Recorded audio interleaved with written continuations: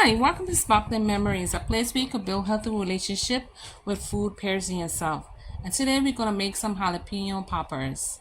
Of course, we can put a little spin on it and do something a little different. So here are all the ingredients we have. We have the jalapenos, we have the bacon, we have the cream cheese whipped, my cheddar cheese, and of course we have the eggland's best. I like it because it has these particular vitamins in there, and then it has 25% less trans fat, vegan fed hens.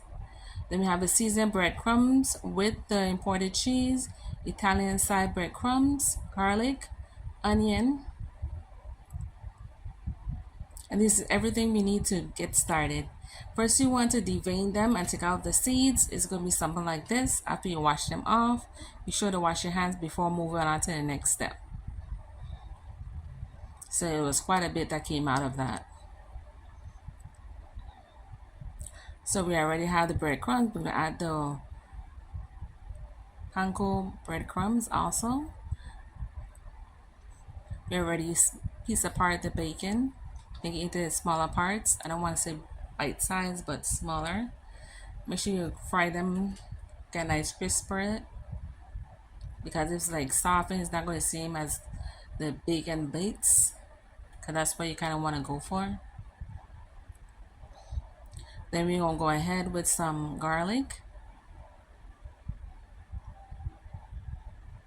In this case, we're using garlic powder. We want to spread a generous amount on there, and this is just for taste. So it all depends if you want to put a little bit or a lot.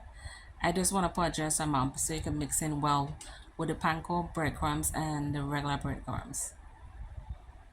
And then we'll go ahead in with the onion powder. It's just easier to use the powders in this particular one versus using the regular onion and red and garlic. So the powder is what we'll be using today. And then we want to go ahead and add our all-purpose flour. This is the brand I'm using currently. You place that onto the shells of the jalapenos, but first we want to do the mix. You put the whipped cream,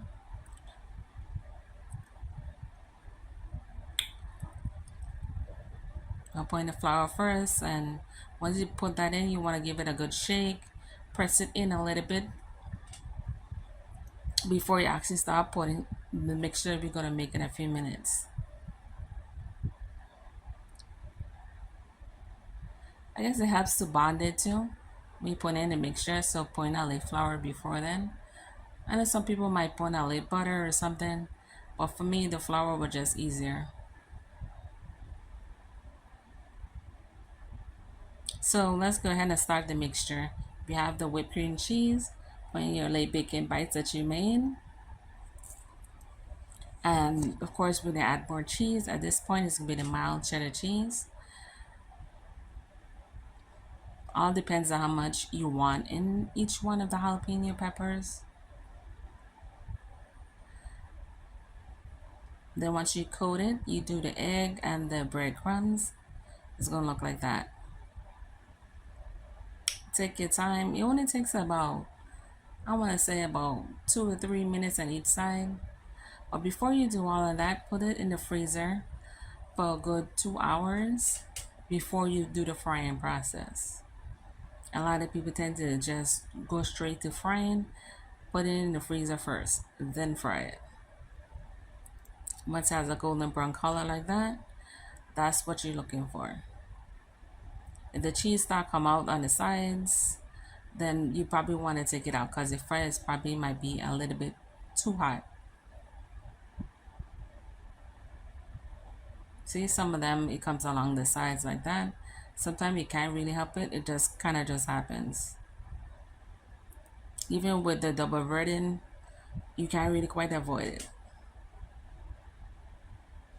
You always want to make sure you have a paper towel to get the excess oil off of there. And you want to do a small amount each time. I did about 12.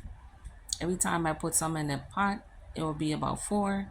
So I did about 3 rounds of it.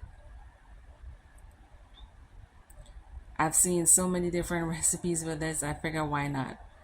Let's see if it's gonna be as hot being that you take out the veins and the seeds of it. I say it's just a appetizer or something to you eat before your favorite meal. It necessarily cannot be a meal by itself because it's more like a snack. Till next time, this is Miss Sitting Around for Sparkling Memories. Bye bye.